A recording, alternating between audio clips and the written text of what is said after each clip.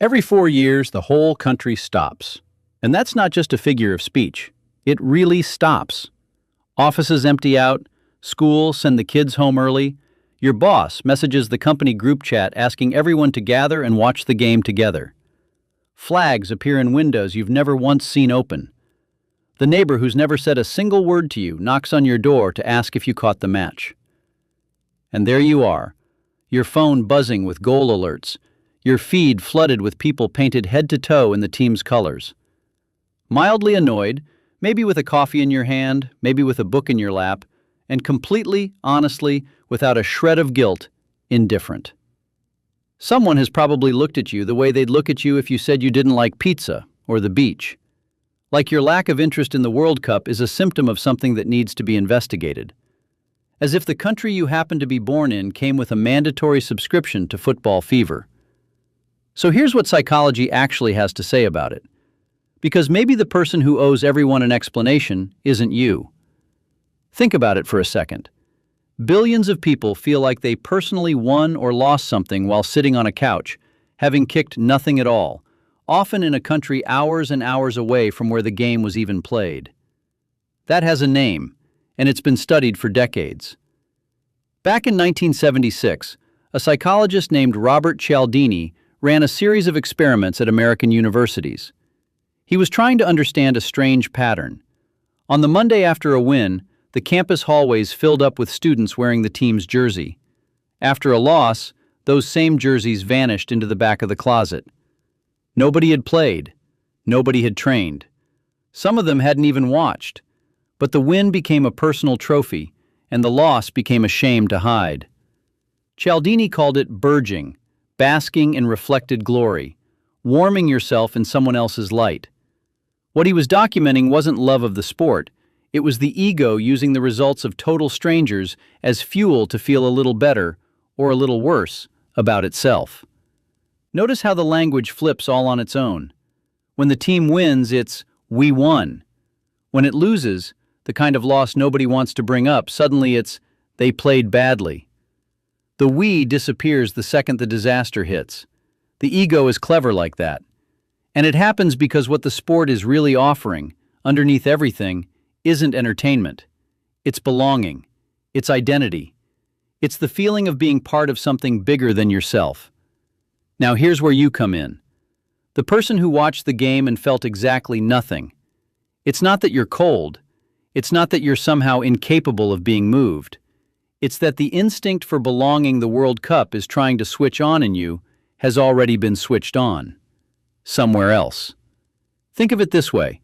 The human brain has a system that hunts for a tribe, a group where you recognize yourself, where you matter, where there's a real we. That system isn't optional. It's in every single one of us. The only question is where it ended up. For some people, it landed on football. For others, it landed on a community built around a show, a running club, a corner of the internet nobody else quite gets, a kind of work that pulls at them in a way other people don't understand, friendships where you're genuinely known, not just one more face in the stands shouting along. You're not missing a tribe. You just turned down this particular offer. And when you look closely at what that offer actually is, it starts to make sense that not everyone takes it. Let's get into what's happening in the brain of someone watching a tense match. There's a neurological mechanism called reward anticipation. It doesn't fire when you get something good. It fires when you don't know if you're going to get it. The uncertainty is the trigger. Your brain sits in this pleasurable state of alert, waiting for a resolution that may or may not come. Neuroscientists call it intermittent reinforcement, and it's the exact same mechanism that makes a slot machine work. You don't know if the next pull pays out, so you keep pulling. The game does the very same thing. You don't know if the goal is coming, so you stay. But here's the catch. That mechanism only works if you already have an emotional stake, a bet, a side you want to win. Without it, all you have is 90 minutes of uncertainty about a result that doesn't touch your life at all. It's like anxiously following the draw of a raffle you never bought a ticket for. It's not that your brain is less capable of emotion. It's that the reward circuit needs an anchor first. No anchor, and the hook has nothing to catch on. And then comes the World Cup, which makes the whole thing even heavier. Because now it's not just a team, it's the country. The World Cup has a layer that an ordinary season doesn't: the appeal to national identity. Suddenly, it's not about cheering for a club you chose. It's about who you are, where you come from. The colors on the flag that, according to the collective story, are supposed to stir something deep inside you. For a lot of people, that works beautifully. The national dimension amplifies everything. The match becomes a symbol. The goal becomes a kind of civilizational pride. The elimination becomes collective grief. But for an equally large group of people, that appeal just sounds strange. You didn't choose to be born here. You might have a complicated relationship with what your country represents, or simply a more nuanced one than a jersey could ever communicate. And then they ask you to feel personal victory because 11 men you've never met in your life kicked a ball well in a stadium 1,000 miles away. The emotional math just doesn't add up. Research on social identity shows this clearly. The intensity with which you feel a group's wins and losses is directly proportional to how much you built your identity around that group in the first place. If the group never truly captured you, its results never will either. That's not coldness, that's consistency. Now here's the part people rarely stop to think about. This kind of devotion, the intense emotional bond with strangers you follow on a screen, feeling their wins as yours and their losses as a kind of personal mourning, is a historically very new thing. For most of human existence, it would have been completely incomprehensible. You rooted for people you actually knew. You cared about outcomes that affected your life directly. The idea of feeling real pain over the defeat of someone you'll never meet, in a game that happened on the other side of the planet, beamed by satellite into your living room, that only started to exist at scale in the second half of the 20th century. Back in the 1950s, two researchers, Horton and Wohl, were already noticing that television was creating a completely new kind of emotional relationship. Parasocial relationships, they called them.